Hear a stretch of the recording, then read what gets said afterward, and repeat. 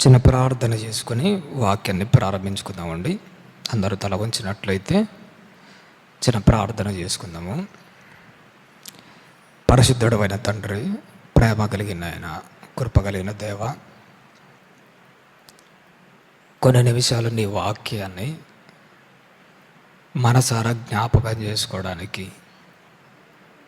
మీరు ఇచ్చిన సదావకాశాన్ని బట్టి వందనాలు తండ్రి. ఈరోజు మీరు వాక్యం ద్వారా మాతో సూటిగా మాట్లాడండి. మాలో ఉన్న లోటుపాటులను ఎత్తి చూపించండి. మీకు విరోధంగా బ్రతుకుతున్న ప్రతి ఆలోచనను తీసివేయండి తండ్రి. నిదాసునైన నేను ఇక్కడ నిలబడి కొన్ని నిమిషాలు మీ విలువైన మాటలు మాట్లాడబోతుండగా మీ అమృత హస్తము చాటున నన్ను భద్రపరుచుకొని మా ఆత్మల రక్షణార్థమై విలువైన శక్తిగలైన మాటలు నీ దాసు నోట పలికిస్తావని ఆశపడుతున్నాను ప్రభువా. చెప్పే ప్రతి మాట ద్వారా ఏ క్షణంలో ఏ టైంలో కూడా నాకు మహిమ తెచ్చుకునే మాటలు ఉచ్చరించక కేవలం నీ బిడ్డలను నీ వాక్యం వైపు మళ్లించే సమయోచితమైన జ్ఞానంతో కూడిన మాటలు నీ దాసు నోట పలికిస్తావని ఆశపడుతూ ముందున్న సమయాన్నంతా మీ ప్రేమ కలిగిన హస్తాలకు అప్పచెప్పుకుంటూ మా కోసం ప్రాణం పెట్టి తిరిగి లేచిన యేసుక్రీస్తు వారి నామం పేరట ఈ ప్రార్థన అడిగి వేడుకొనుచున్నాము తండ్రి, ఆమేన్. చేరువచ్చిన దేవుని పిల్లలైన ప్రతి ఒక్కరికి యేసుక్రీస్తు వారి నామం పేరట శుభాభివందనాలు తెలియజేయుచున్నానమ్మ. కొన్ని నిమిషాలు దేవుని యొక్క వాక్యాన్ని మనము శ్రద్ధతో జ్ఞాపకం చేసుకుందాము. నేను చెప్పేది కొన్ని మాటలు, ఆ కొన్ని మాటలైనా కానీ మీరు శ్రద్ధగా వినాలని ప్రేమతో మనవి చేస్తున్నాను. దేవుడు బైబిల్లో రాయించిన ప్రతి వ్యక్తి జీవితము మనకు చాలా అంటే చాలా ముఖ్యమైనదేనండి. దేవుల్లో ఒక వ్యక్తి, నిలబడిన వ్యక్తి గురించి బైబిల్లో కనపడుతుంటుంది. దేవుల్లో నుంచి తొలగిపోయి పడిపోయిన వ్యక్తుల గురించి కూడా బైబిల్లో రాయబడ్డాయి. దేవుల్లో నిలబడి పడిపోయిన వ్యక్తులుగా ఒక బిలాము గారిని మనము చూస్తాం. పడిపోయిన వ్యక్తి గురించి ఎందుకు బైబిల్లో రాయించాడు? ఎందుకంటే నువ్వు పడిపోకుండా ఉండాలని. ఇస్కరియోతు యూదా వెనకంబడే తిరిగి వెన్నుపోటు పొడిచినవాడు. వాడి గురించి రాయాల్సిన అవసరం అంతగా ఏం అవసరం పనికిమానోళ్ళ గురించి? కానీ ఎందుకు రాయించాడు తెలుసా? వాడైతే పనికి మాలిన వాడు కావచ్చేమో, కానీ నువ్వు నేను మాత్రం అలాంటి పనికి మాలిన వాళ్ళము కాకూడదు. నువ్వు ఎక్కడ పనికి రాకుండా పోతావేమోనని పనికి రాని వాళ్ళ జీవితాన్ని చూపించి, ఒకవేళ నువ్వు కూడా ఇలానే బ్రతుకుతే నీ గతి కూడా అంతే. అందుకోసమే ఇద్దరు వ్యక్తుల జీవితాల్లో రాయించాడు. పనికొచ్చేవాడి జీవితాన్ని రాయించాడు, పనికి మాలిన వాడి జీవితాన్ని కూడా రాయించాడు. మనం ఈరోజు ఒక వ్యక్తి జీవితాన్ని అలా కళ్ళ ముందర పెట్టుకొని శ్రద్ధగా విందాం. మన దేవుని వల్ల వాక్యం ఎంత బాగుంటుందంటే వెళ్ళేటప్పుడు మీకు అర్థమవుతుంది. గుండెల మీద చేసుకొని బయటికి వెళ్ళేటప్పుడు ఈ మాటలు నా ఆత్మీయ జీవితానికి చాలా బాగా ఉపయోగపడ్డమే అనుకొని మీరు బయటికి వెళ్తారు. అంత చక్కగా ఉంటాయి. శ్రద్ధతో మనము వాక్యాన్ని జ్ఞాపకం చేసుకుందాం. బైబిల్లో యేసుక్రీస్తు వారి శిష్యులు 12 మంది కనపడుతుంటారు. అందులో ఒకడు ఏమైపోతాడు? తప్పిపోతాడు. వాని ప్లేస్ను భర్తీ చేయడానికి 12వ వ్యక్తిగా ఒక వ్యక్తి నియమింపబడతాడు. ఆయననే మత్తీయ అంటారు. ఈ 12 మంది శిష్యులకు మరో పేరు ఒకటి ఉంటుంది. ఏంటంటే వీళ్ళనే అపోస్తలులు అని కూడా మాట్లాడతారు. ఈ 12 మంది ఎవరికి అపోస్తలులుగా ఉన్నారు? ప్రత్యేకంగా ఇశ్రాయేలీయులలో యూదులకు మాత్రమే దేవుని వాక్యాన్ని ప్రకటించే అపోస్తలులుగా ఉన్నారు.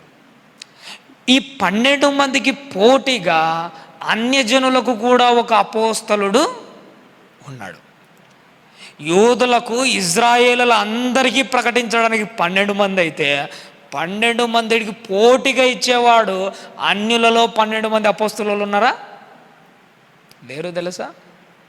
ఇక్కడ 12 అయితే వీళ్ళ లెక్క, 12 మందికి ఒకే ఒక్కడు సమాధానంగా నిలబడ్డాడు. ఆ ఒక్కడెవడో తెలుసా?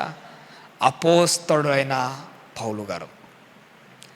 12 మంది మీద పెట్టుకున్న నమ్మకాన్ని అన్యజనులకు అపోస్తలుగా నియమింపబడిన ఒక్కని మీద నమ్మకం పెట్టుకున్నాడు. ఆయన జీవితం ఎలాంటిదో తెలుసా? ఆయన బ్రతుకు ఎలాంటిదో తెలుసా? ఆయన మార్పు ఎలాంటిదో తెలుసా? ఒకసారి అపోస్తల కార్యాన్ని మనము చూసుకొని ముందరికి వెళ్దాము తల్లి. అపోస్తల కార్యములు 9వ అధ్యాయము 1వ వచనం నుంచి కొన్ని వచనాలను మనము శ్రద్ధతో గమనిద్దామండి. అపోస్తల కార్యములు 9వ అధ్యాయము 1వ వచనము. సౌలు ఇంకను ప్రభు యొక్క శిష్యులను ఏం చేస్తున్నాడట? బెదిరిస్తూ ఉన్నాడట. చాలు తల్లి. ఇక్కడ ఒక వ్యక్తి గురించి ప్రస్తావన చేస్తున్నాడు. ఆ వ్యక్తి పేరేటమ్మా సౌలు. ఈయన మారిన తర్వాత మరో పేరు ఉంటుంది. ఆ పేరు మాత్రం మనకు బాగా గుర్తుండిపోతుంది. ఆ పేరేంటంటే పౌలు. మారకముందు ఈయన పేరు సౌలు, మారిన తర్వాత ఆయన పేరు పౌలు.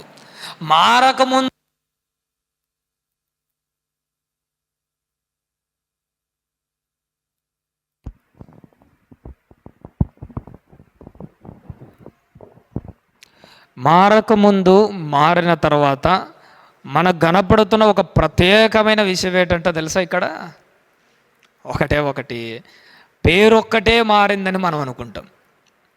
మారకముందు ఆయన పేరు సౌలు, మారిన తర్వాత ఆయన పేరు పౌలు.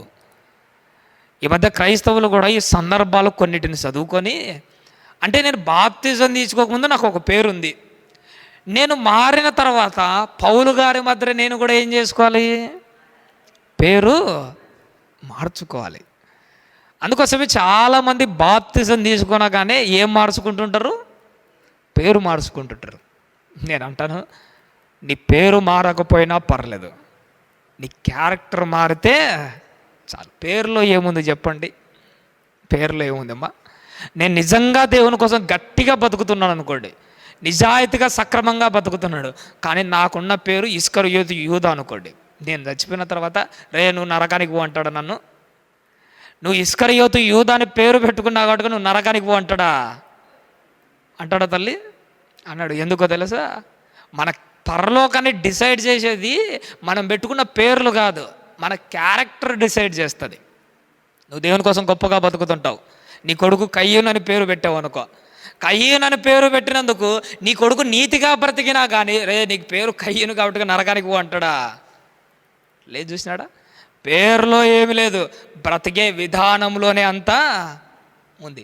మన వాళ్ళు బాప్తిజానికి ముందు ఒక పేరు ఉంటుంది, బాప్తిజం తర్వాత మరొక పేరు. పేర్లు మాత్రమే మారుతుంటాయి కానీ క్యారెక్టర్లు మారవు తెలుసా? ముందు నీ పేరు కాదు మార్చుకోవాల్సింది, నీ క్యారెక్టర్ మార్చుకో, నీ బ్రతుకు మార్చుకో. అప్పుడు దేవుడు సంతోషపడతాడు. కొంతమంది పేర్లను బట్టి సిగ్గుపడుతుంటారు ఈ మధ్య. ఎల్లయ్య పుల్లయ్య అని పేర్లు పెట్టుకుంటారు. బా నా పేరు సరిగా లేదండి, ఆ పేర్లు చెప్పుకోవడానికి నామోసి పడుతుంటాడు. నేను అంటాను, నీ పేరు సరిగా లేదని నువ్వు కాదు సిగ్గుపడాల్సింది, నీ పేరు సరిగా లేకపోయినందుకు కాదు నువ్వు బాధపడాల్సింది. ఎప్పుడు నువ్వు సిగ్గుపడాలో తెలుసా? నీ క్యారెక్టర్ బాగా లేకపోతే సిగ్గుపడు, నీ బ్రతుకు బాగా లేకపోతే బాధపడు. పేరు బాగలేదని బాధపడతావేటి? పేర్లలో ఏముంది? పేర్లలో ఏమీ లేదు ప్రేమన దేవుని వాళ్ళు. ఇక్కడ సౌలు గారు ఉన్నారట. సౌలుగా ఉన్నప్పుడు ఆయన క్యారెక్టర్ మాట్లాడుతున్నాడు. పౌలు గారు మారిన తర్వాత ఆయన క్యారెక్టర్ మనకు బాగా తెలుసు. సౌలుగా ఉన్నప్పుడు ఈయన ఏం చేస్తున్నాడట? సౌలు ఇంకను ప్రభు యొక్క శిష్యులను బెదిరిస్తూ ఉన్నాడట. ఇంకను అన్న పదాన్ని ఎక్కడ మెన్షన్ చేశాడు చూసారా? ఇంకను అని ఎందుకు అంటున్నాడు? ఎందుకు తెలుసా? సౌలుగా ఉన్నప్పుడు ఈయన ధర్మశాస్త్రం చదవలేదా? ధర్మశాస్త్రంలో ఉన్నది దేవుని వాక్యం కదా. పాత నిబంధనలో ఉన్నది దేవుని వాక్యమే, ధర్మశాస్త్రంలో దేవుని ఆజ్ఞలే ఉన్నాయి. ఒక మాట చెప్పమంటారా? ఈయన ధర్మశాస్త్రానికి దగ్గరగా ఉన్నాడేమో కానీ ఈయన బ్రతుకు మాత్రం దేవుని మాటలకు ఇంకను దూరముగానే ఉన్నది. నీలో నాలో కూడా కనపడుతుంది ఏంటో తెలుసా? నువ్వు బైబిల్కు మాత్రమే దగ్గరగా ఉంటున్నావు కానీ నీ బ్రతుకు మాత్రం బైబిల్కు చాలా అంటే చాలా దూరంగా ఉంది. బైబిల్ ఎక్కడెక్కడికి వచ్చిందో తెలుసా? ప్రతిరోజు నీ క్యాలెండర్లోకి బైబిల్ వచ్చింది. ప్రతిరోజు ఒక రెఫరెన్స్ నీ క్యాలెండర్లో కనబడుతూ ఉంటుంది. దేవుని వాక్యం నీ క్యాలెండర్లో ఉండాలనుకోవట్లే, నీ క్యారెక్టర్లో ఉండాలనుకున్నాడు. దేవుని వాక్యం నీ చేతిలో ఉండాలనుకోవట్లే, నీ చేతల్లో ఉండాలనుకున్నాడు. ఇంకా చెప్పంటే బైబిల్ సెల్ ఫోన్లో కూడా వచ్చింది. దేవుడు సెల్ ఫోన్లో కూడా ఉండాలని అనుకోవట్లే, నీ హృదయంలో ఉండాలని ఆశపడ్డాడు. మన జీవితాల్లో ఉండాలని ఆశపడ్డాడు. పౌలు గారు ధర్మశాస్త్రానికి మాత్రమే దగ్గరుండి ఆయన బ్రతుకు చూసారా ఎంత దూరంగా ఉంటుందో? నీ బ్రతుకు నా బ్రతుకులు అలానే కనపడుతున్నాయి. పౌలు గారిని చూసి నువ్వు నేర్చుకోవాల్సిన ఒకటే ఒక మాట, ఒకవేళ ఆయన మారకముందు ఇలా ఉన్నా కానీ మారిన తర్వాత ఎలా ఉన్నాడో నువ్వు బాగా తెలుసుకోవాలి. మారకముందు సంఘాన్ని హింసించేవాళ్ళు, ఎంతోమందిని కొట్టేవాళ్ళు, ఎంతోమందిని హింసించేవాడు. మారిన తర్వాత ఈయనే ఎంతోమంది చేత హింసింపబడి తన జీవితాన్ని నాశనం చేసుకున్నాడు. మారకముందు ఎంతోమంది జుట్టు పట్టుకొని ఈడ్చుకొని వచ్చి అవసరమైతే కొరడాలతో కొట్టిండొచ్చు, అవసరమైతే రాళ్లతో కొట్టిండొచ్చు. మారిన తర్వాత ఈయన రాళ్లతో కొట్టట్లే, ఈయననే రాళ్లతో చేత కొట్టించుకున్నాడు. మారకముందు ఎన్నో సంఘాలు నాశనం చేశాడు, మారిన తర్వాత స్వహస్తాలతో ఎన్నో సంఘాలు కట్టుకుంటూ వచ్చాడు. మారక ముందు ఒక విధంగా ఉన్నాడు, మారిన తర్వాత చూశాడు ఆయన క్యారెక్టర్ ఎలా ఉందో. నీ జీవితం కూడా మారక ముందు మారిన తర్వాత నీ క్యారెక్టర్ అనేది ప్రస్ఫుటంగా కనిపించాలి. నీ జీవితం నా జీవితం ప్రత్యేకంగా కనపడ. మారక ముందు ఎలా ఉన్నాము, మారిన తర్వాత ఎలా ఉన్నాము. మారకముందు ఆయన జీవితం ఎలా ఉన్నదట? శిష్యులను ఏం చేస్తున్నాడట తల్లి? బెదిరించుటను, హత్య చేయుటను తనకు ఎలా ఉన్నాడట? ప్రాణాధారమైనట్టు. చాలు తల్లి, ఒక తప్పు చేయడం పౌలు గారు మారకముందు ఎట్టున్నాడట? ఇది నా ప్రాణాధారం. ఆక్సిజన్ మనకేంటో తెలుసా? ప్రాణాధారం. ఆక్సిజన్ లేకపోతే బ్రతకలేను. కానీ పౌలు గారు ఆక్సిజన్ ప్రాణాధారం అనుకోవట్లేదట. శిష్యులను బెదిరించుట, శిష్యులను చంపుట, పాడు పనులు చేయడమే నాకు ప్రాణాధారమైనట్టు ఉన్నాడు. ఆ రోజు సౌలు నడిచిన దారిలో ఈరోజు ఎంతమంది నడవట్లేదు చెప్పండి?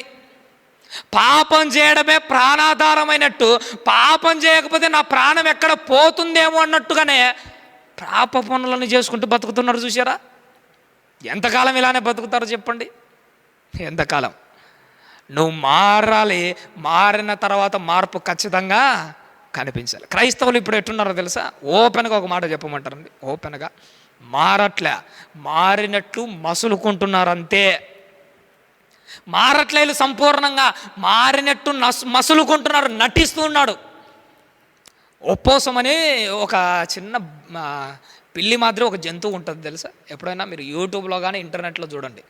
ఆ ఒప్పోసం అనే పిల్లి మాదిరి ఉండి ఆ జంతువు ఏం చేస్తుంది తెలుసా?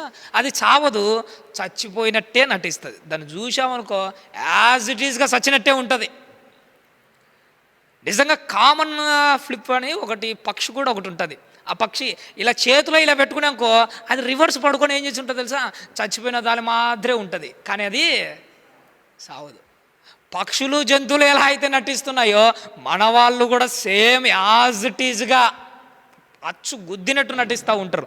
మారినామని మారినట్టు మసులుకుంటున్నారే తప్ప కరెక్ట్గా అయితే మారకుండా నటిస్తా బ్రతుకుతున్నారు. చూసారా? ఎంతకాలం నటిస్తామో తెలిసి. నిజంగా నువ్వు మారావంటే, నిజంగా ఒక మాట చెప్పమంటండి, మారావంటే పౌలు గారి మాదిరి చివరి వరకు కొనసాగాలి. మారాము అంటే దాని సూచన ఏంటో తెలుసా? బాప్తిసం అనగానే నా గట్టి మీద చేయేస్తే వెనక్కి చూడకూడదు. మధ్యలో చూస్తున్నావేటి? మన జర్నీ ఎలాంటిదో తెలుసా? బస్ ఎక్కావనుకో మధ్యలోనే దిగిపోవడానికి అవకాశం ఉంటుంది. ఒకవేళ ట్రైన్ ఎక్కినా కానీ చైన్ లాగైనా కానీ మధ్యలో దిగిపోతా. క్రైస్తవుల జర్నీ బస్సు జర్నీ, రైలు జర్నీ లాంటిది కాదు. నేను అంటాను అది విమానపు జర్నీ లాంటిది. ఎక్కావంటే గమ్యస్థానం వరకు లోపలనే ఉండాలి. మధ్యలో దిగిపోతానంటే ఏమైపోతుంది? మధ్యలోనే చచ్చిపోతావు అంతే. నీ జీవితం, నా జీవితం ఎలాంటిదంటే క్రైస్తవుల జీవితం అంటేనే విమాన జర్నీ లాంటిది. చివరి వరకు నువ్వు ఉండాలి. ఎంతవరకు ఉండాలి? నీ సావు వరకు ఉండాలి. లేకపోతే ప్రభు వచ్చేంత వరకు నువ్వు ప్రభువుతోనే ఉండాలి. మాటలు కాదు తెలుసా క్రైస్తవ జీవితం అంటే. ఒకప్పుడు మారకముందు పాప పనులు చేయడమే ప్రాణాధారమైనట్టు ఏం చేస్తున్నాడట? ప్రధాన యాజకుల దగ్గరికి వెళ్ళి, అయ్యా నాకంటూ ఒక పత్రికలు ఇవ్వండి, ఇక్కడ ఉన్న వాళ్ళని కాదు దమస్కులో ఉన్న వాళ్ళ జీవితాలు కూడా నేను నాశనం చేస్తాను, నాకు ఒక అవకాశాన్ని ఇవ్వండి. నేను ఒక మాట చెప్పమంటారండి, పక్కనోళ్ళ జీవితాలను నాశనం చేయడానికి ఉన్న ఊరును, ఉన్న ప్రాంతాన్ని విడిచిపెట్టి ఎంత దూరం పోతున్నాడు? ఎక్కడో ఉన్న దమస్కుకి వెళ్తూ ఉన్నాడు. ఏమమ్మా, పక్కనోళ్ళ జీవితాన్ని నాశనం చేయడానికే దమస్కు అంత దూరం పౌలు గారు పోతుంటే, నీ బ్రతుకును మార్చుకోవడానికి నువ్వు ఎంత దూరం పోతున్నావు? ఎంత దూరం పోతున్నావు?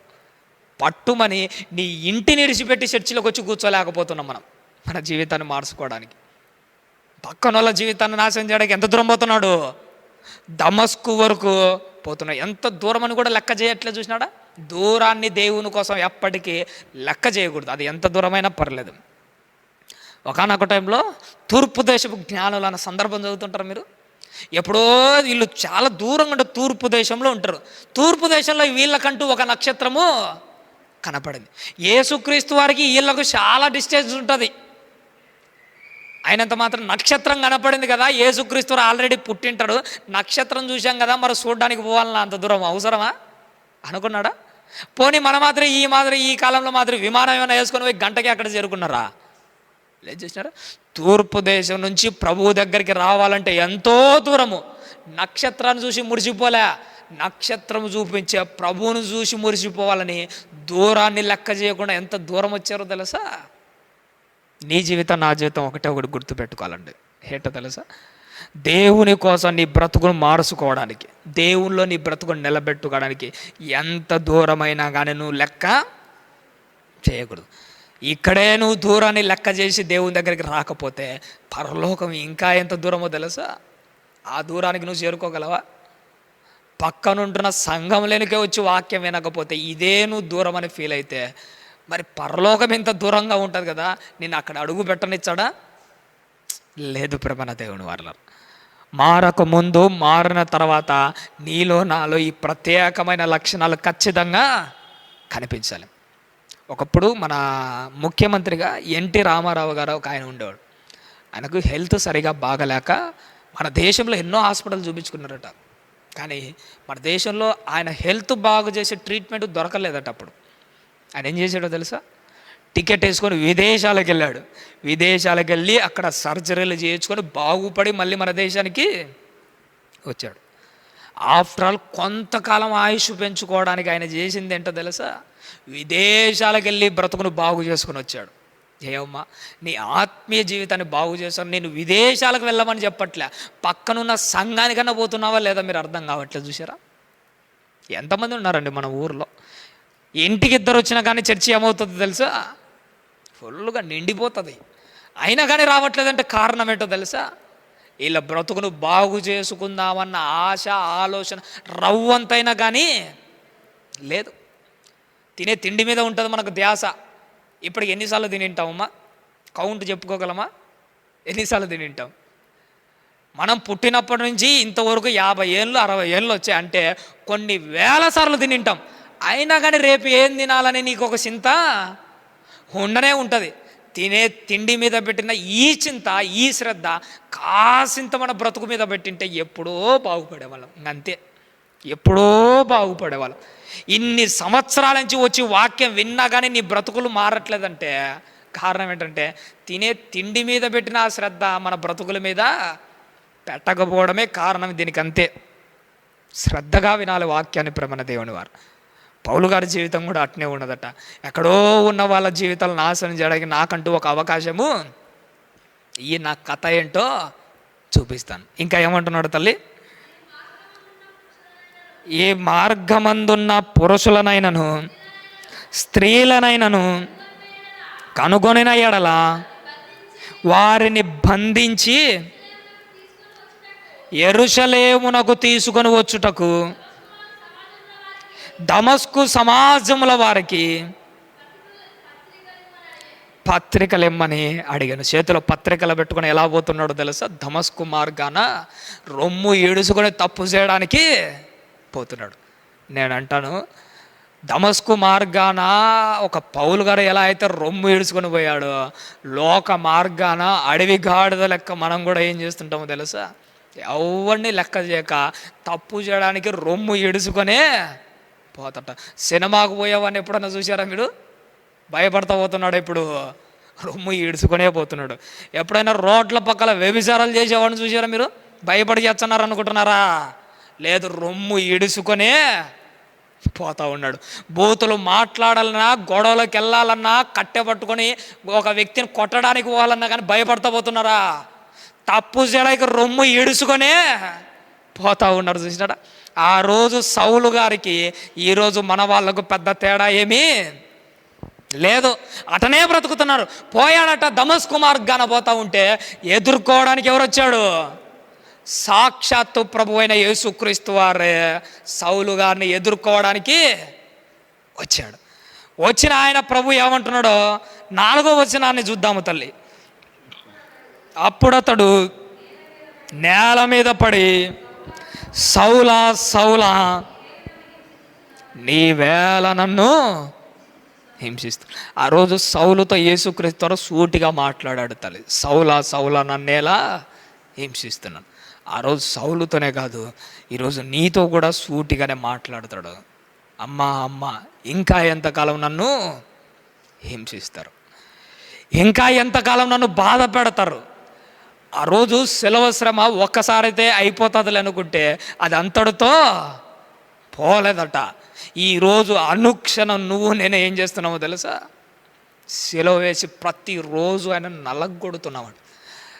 ఇంకా నేను అంటాను, నలగొట్టడం కాదు, ఒక శరీరం మీద గాయమైన తర్వాత పదే పదే ఆ గాయం మీద ఈగల వాళ్తూ ఉంటే ఎటుంటుందో తెలుసా? నువ్వు నేను చేసేది ఆయన నలగొట్టడం ఒకటే కాదు, ఈగల మాదిరి వాలి పదే పదే పదే పదే ఆయన గుచ్చుతూ ఎంత టార్చర్ చేస్తున్నావో తెలుసా? నిజంగా చెప్పాలంటే క్రైస్తవులమే కాదండి, నిజంగా చెప్పాలంటే ఒక పైశాచిక జీవితం గడపడుతున్న ఒక సైకో లెక్క మనం బ్రతుకుతున్నాం ప్రభు విషయంలో. ఎంతకాలం చేస్తామని చెప్పండి? సౌలు తన్నాడు, సౌలా సౌలా, ఎంతకాలం నన్ను ఇలానే బాధ పెడతావు? అప్పుడు సౌలు చూడు ఏమంటున్నాడు, ప్రభువా నీవెవడవని అడుగగా ఆయన, నేను నువ్వు హింసించుచున్న యేసును లేచి ఎక్కడికి పోవాలట తల్లి? పట్టణానికి వెళ్ళు. ఈరోజు నేను నీతో మాట్లాడాను కదా, మాట్లాడిన వెంటనే నువ్వేం చేయాలి? లేచి పట్టణానికి వెళ్ళు. ఆ రోజు సౌలుతో అన్న మాట దేవుడు ఈరోజు నీతో కూడా అంటున్నాడు. నువ్వు లేచి పట్టణానికి పోవాల్సిన అవసరం లేదు, కానీ లేచి సంఘానికి వెళ్ళు. అక్కడ నీతో ఏం మాట్లాడాలనో దేవుడు మాట్లాడతాడు. సౌలుతో ఏమన్నాడు? లేచి పట్టణానికి వెళ్ళు, అక్కడ నువ్వు ఏం చేయాలో నీకు తెలుపబడును అన్నాడు. దేవుడు మాట్లాడా లేదా? తన దాసుని పంపించి మాట్లాడాడు. ఈరోజు దేవుడు నీతో కూడా అంటున్నాడు, నువ్వు లేచి పట్టణానికి పోవాల్సిన అవసరం లేదు. నీకు వాక్యం అర్థమైందా? లేచి సంఘానికి వెళ్ళు. నువ్వు ఏం చేయాలనో దేవుడు తన దాసుని ద్వారా నీతో ఖచ్చితంగా మాట్లాడతాడు. ఒక మాట చెప్పమంటారండి, ఎప్పుడైతే నీ మనసులో ఒకవేళ నీకు శోధనలు కలిగాయా, లేచి సంఘానికి వెళ్ళు, దేవుడు నీతో మాట్లాడతాడు.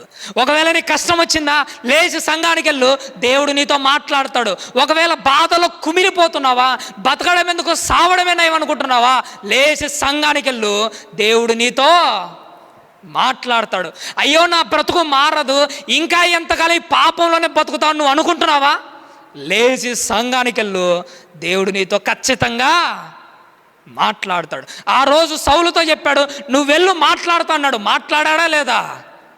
మాట్లాడాడు. నీతో కూడా మాట్లాడతాడు. నమ్మకంతో వెళ్ళి వాక్యం ముందరికి వెళ్ళి కూర్చో, ఖచ్చితంగా మాట్లాడతాడు.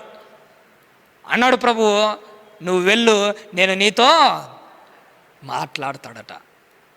ఒక విషయం చెప్పమంటారండి, ఎప్పుడైతే దేవుడు చెప్పాడో లేచి పట్టణానికి వెళ్ళాడట. పట్టణానికి వెళ్ళిన తర్వాత ఏం చేస్తున్నాడో తెలుసా? 3 రోజులు సుమారుగా ఏం చేశాడట? ఉపవాసం ఉన్నాడట, ప్రార్థన చేస్తున్నాడట. 3 రోజుల నుండి ఏమి తినక ఏం చేస్తున్నాడట? ఉపవాస ప్రార్థన చేస్తూ ఉన్నాడట. ఈరోజు క్రైస్తవుల్లో కనుమరుగైపోతున్న గొప్ప లక్షణం ఏంటో తెలుసా? ఓపెన్గా నేను అంటాను, ఉపవాసము క్రైస్తవులలో కనిపించకుండానే పోతుంది. ఉపవాసానికి ఉన్న విలువ ఎలాంటిదో తెలుసా? ఒక అనుభవంతో చెప్తానా. పొద్దు నుంచి సాయంత్రం వరకు నువ్వు ఉపవాసం ఉంటే ఒకవైపు కడుపులో కాలిపోతూ ఉంటుంది. ఆ ఆకలికి ఆ బాధ ఎట్టుంటుందంటే, కడుపులోని బాధ గుండెల్లో తగులుతూ ఉంటుంది. ఆ కడుపులోని బాధతో, గుండెలోని ఆవేదనతో నువ్వు మోకాలేసి, ప్రభువా నేను చేసింది తప్పేనయ్యా అని చేసే ప్రార్థనకి ఎంత విలువ ఉంటుందో తెలుసా? నీ ప్రార్థనకి ఎంత గట్టి శక్తి వస్తుందో తెలుసా? పరలోకానికి చేరుకుంటుందండి ఆ ప్రార్థన. అది నువ్వు నేను చేయాల్సిన ప్రార్థన. పౌలు గారి ప్రార్థన 3 రోజుల నుంచి ఏమైపోతున్నదట? మారు మోగుతూ ఉన్నదట. ఎక్కడ? పరలోకంలో. ఎప్పుడైనా పలుకు బండలని ఒకటి వినపడుతుంటుంది చూసినా, మనం ఇక్కడ అరిశావనుక ఎక్కడో వినపడుతూ ఉంటుంది. ఆ పలుకు బండలు చూసినప్పుడల్లా నాకు అనిపిస్తుంది, నువ్వు ఇక్కడ అరిస్తే వినపడాల్సింది ఎక్కడో తెలుసా? పరలోకంలో వినపడాలి. అది కదా నిజమైన ప్రార్థన అంటే. మనం ఏం చేస్తుంటాము? నోటితో అడొచ్చుంటావు, నోటితో అడొచ్చే నీ ఇంట్లో కూడా దాటదు నీ ప్రార్థన. అరవాల్సింది నోటితో కాదు, నీ హృదయముతో, నీ మనస్సుతో అరవాలి. నోటితో అడిచే నీ ఇండ్లు మోగుతుంది. అదే మనస్సుతో పౌలు గారి మధ్య అరుస్తే పరలోకంలో వినపడుతుంది. పౌలు గారు కూడా ఉపవాసంతో ప్రార్థన చేస్తానంటే నీలో నాలో కనిపించకపోయేదేంటి? ఉపవాసమే కనిపించట్లే. చివరిగా నేను ఒక మాట చెప్తాను తల్లి. ఉపవాస ప్రార్థన గురించి మాట్లాడుతూ యోనా గ్రంథంలో ఒక మాట ఉంటుంది. ఆ రాజుకు ఎప్పుడైతే దేవుని వాక్యం వినపడుతుందో, ఆ నినివే రాజు ఏం చేస్తాడో తెలుసా? ఆయన ఒక్కడే కాదట ఉపవాసం ఉండేది, ఆయనతో పాటు నా ప్రజలు ఉండాలి, ప్రజలతో పాటు పశువులన్నీ ఏం చేయాలట? ఉపవాసం ఉంటుందట. దాని ఎఫెక్ట్ ఎక్కడ కనిపించిందో తెలుసా? ఎఫెక్ట్ దేవుడు అంతా అయిపోతుందండి. నినివే పట్టణాన్ని ఏమీ శపించాడు, ఏమీ చేయడు. అంతా అయిపోయిన తర్వాత యోనా చాలా ఫీల్ అయిపోతుంటాడు. వీళ్ళు నాశనం అయిపోతే కల్లారా చూద్దాం అనుకుంటే ఏం జరగట్లేదు అంటాడు. అప్పుడు దేవుడు తన గుండెలోన బాధతో, ఆ వేదనతో ఒక మాట మాట్లాడు.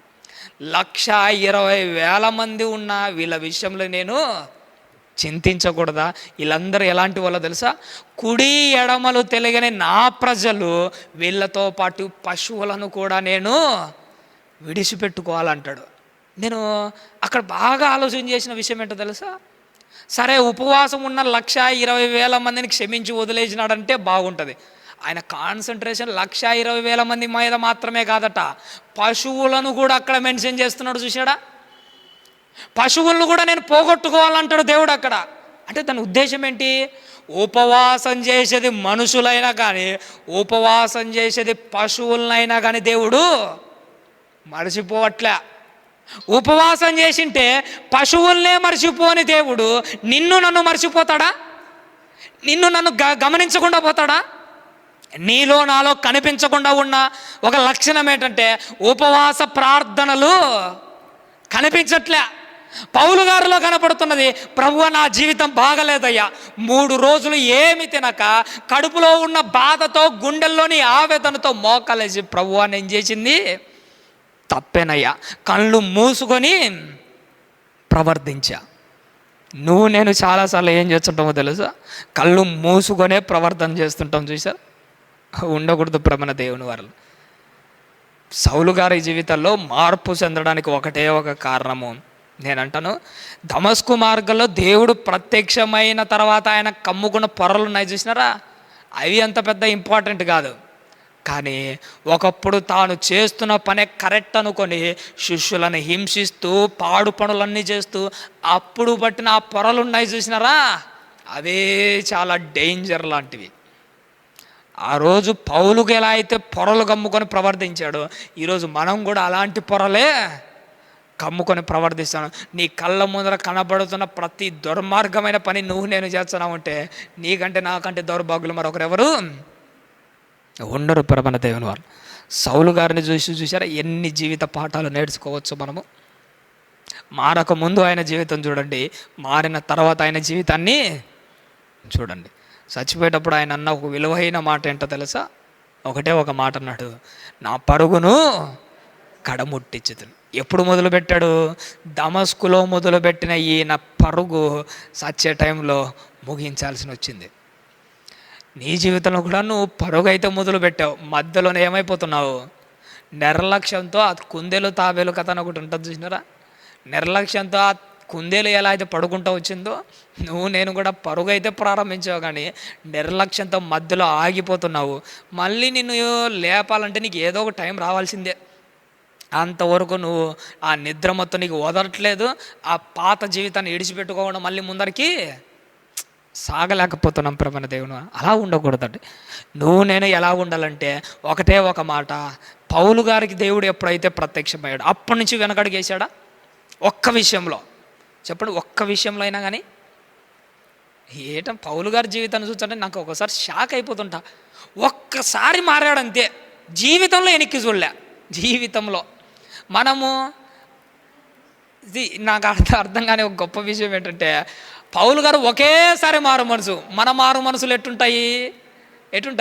గంటకు ఒక మారు మనసు వచ్చుంటుంది మనకు. ఈ చిత్రం ఏంటంటే గంటకు ఒకసారి పట్టుమని 10 రోజులు కూడా సక్రమంగా ఉండవు. 10 రోజులు ఎందుకు, 10 గంటలు కూడా సక్రమంగా, 10 నిమిషాలు కూడా ఉండవు. 10 నిమిషాలకు ఒకసారి మారు మనసు పొందుతున్నాను. ఈ మారు మనసు పొందేది మనకు అర్థం కాదు. తప్పు చేయడము, దేవా నన్ను క్షమించు నేను మారిపోయినా. 10 నిమిషాలకి ఏంది మారు మనసు? అది నాకు అర్థం కావట్లే. అలా ఉంటే ఏటమ్మా? పౌలు గారి మాదిరి గట్టి నిర్ణయం తీసుకొని చిరస్థాయిగా నిలబడే విశ్వాస నమ్మకాలు, మారు మనసులు నీలో నాలో కనిపించాలి తల్లి. అందుకోసమే ఎప్పుడైతే దేవుడు ప్రత్యక్షమయ్యాడో, దేవుడు ఆయనతో మాట్లాడాడో అన్నిటిని వదిలేశాడు. పాత జీవితాన్ని వదిలేశాడు, తన పాప జీవితాన్ని వదిలేశాడు, తనకి ఏదైతే గౌరవం అని చెప్పుకున్నాడో అన్నీ వదిలేశాడు. చివరకు తనకున్న ఆస్తి పాస్తులను కూడా పెంటతో సమానంగా ఎంచుకున్నాడు. ఒకటే అనుకున్నాడు, ప్రభువే నాతో మాట్లాడిన తర్వాత ఇక నేను దేని గురించి ఆలోచన చేయాల్సిన అవసరము లేదు. వెనక ఉన్న వాటిని ఇడిచిపెట్టాలి. వెనక ఉంటున్న పాపాలన్నిటికంటే దాన్ని మించిన దేవుని పని నేను చేయాలి. 12 మంది కంటే నిజంగా చెప్పాలంటే ఉన్న ఊరిలో కాలుగాలిన పిల్లి లెక్క తిరిగిన ఒక్కడెవరో తెలుసా? పౌలు గారు. ఒక్కసాట కూడా సక్రమంగా ఉండినవాడు కాదు. ఇక్కడ కాకపోతే అక్కడ కాకపోతే అక్కడ కొడతాడా? పోనీలు ఇంకొక చోటుకి పోతా, అక్కడ చంపుతామంటాడా? పోనీలు అక్కడి నుంచి ఇంకొకసారి కోడాలతో కొడతారా? పోతాను. ఎంత దూరమైనా పోతానే ఉంటాను. ఎంత దూరమైనా పోతానే ఉంటాను. ఎందుకు ఎంత దూరమైనా పోతున్నావు అంటే, పరలోకం కూడా ఎంత దూరమైనా కానీ నేను పోవాలి. అందుకోసమే రోహమాను లెక్క చేయట్లే, అందుకోసమే కొరిందిను లెక్క చేయట్లే, సముద్రాలను లెక్క, ఎంత దూరమైనా పోతా. ఎందుకు ఎంత దూరమైనా పోతున్నాడు? పరలోకం కూడా ఎంతో దూరం ఉంది. అక్కడికి నేను పోవాలంటే ఈ దూరాలు పెద్ద లెక్కేమీ కాదు. నీ జీవితంలో, నా జీవితంలో నేను చూసారా, దేవుడు ఈరోజు పరలోకం చాలా దూరంగా ఉన్నాడు. అంత దూరంగా ఉన్న ఆయనను చేరుకోవాలంటే నువ్వు కూడా నీ ఆత్మీయ జీవితంలో ఎంత దూరం పోవడానికైనా నువ్వు సిద్ధపడిపోవాలి. నేను కూడా సిద్ధపడాలండి. అలా నేను మనమందరం ఉండాలని ఆశపడుతున్నాను. ఓపికతో విన్నందుకు మీకు అందరికీ నా నిండు మనసుతో వందనాలు తెలియజేస్తూ ఈ నా మాటలు ముగిస్తున్నాను. అందరూ తల వంచడమ్మా. చివరిగా ప్రార్థన చేసుకుని ముగించుకుందాము.